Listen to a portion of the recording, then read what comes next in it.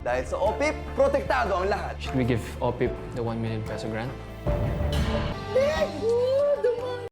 Hindi nagpatinag si Caroline nang sabihan ni Irene na umuwi muna siya para palitan yung bag niya dahil parehas sila na sinadya ni Caroline dahil alam niyang ninakaw ni Irene yung bag niya sa closet niya nung umalis siya sa bahay nila na bumili agad siya ng bago na kaparehas niya dahil alam niyang gagamitin yun ni Irene sa oras ng presentation ni Bingo.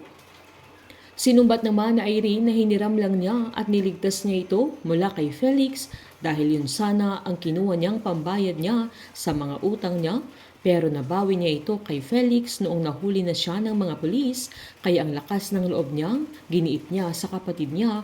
na sa kanya na yung bag.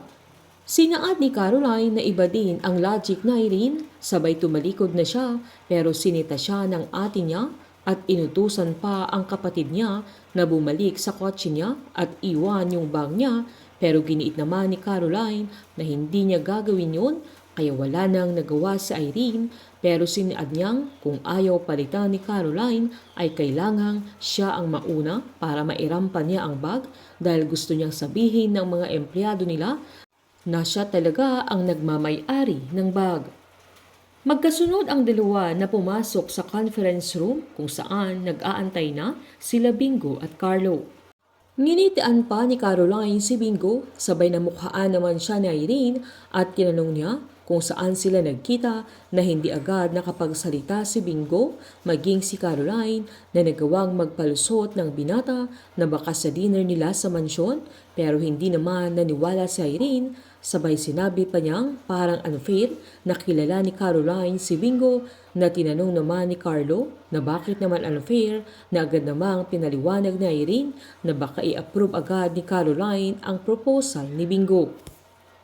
Agad namang pinaliwanag ni Carlo na parte yun ng training nila kung papaano nila i-handle ang mga ganong sitwasyon kung kakilala nila o hindi ang mag-a-apply sa kanila.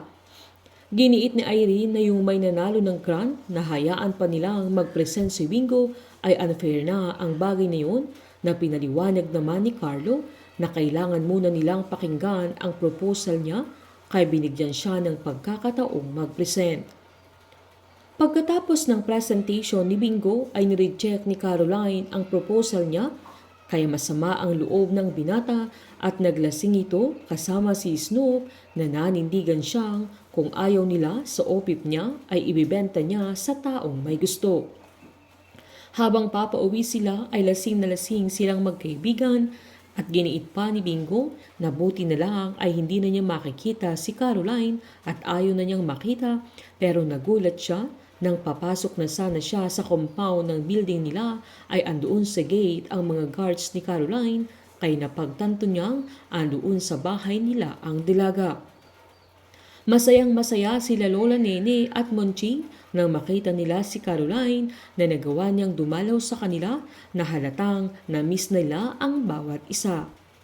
Nang kumakain na sila ay saktong dumating si Bingo at tinanong niya kung bakit andoon ang dalaga na agad namang sinabi ni Caroline na may pinuntahan siya malapit sa kanila kaya dumaan na siya sa bahay nila. Sinumbat ni Bingo na hindi man lang magsusori ang dalaga dahil sa pag-reject niya sa proposal niya kaya sinabihan naman siya ni Caroline na lasing na siya at nagsususuka naman ang binata kaya umalis na si Caroline na masama naman ang loob ni Bingo dahil na-disapprove ang OPIP niya kaya wala na silang budget para sa negosyo niya at para kay Lola Nene na bumalik naman si Caroline kaya inabutan niya ng panyo si Bingo.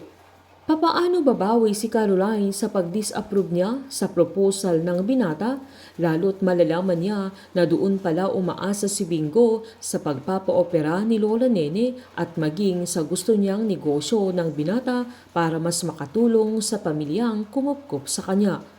Tuluyan na kayang iiwasan ni Bingo ang dalaga dahil sa sama ng loob niya.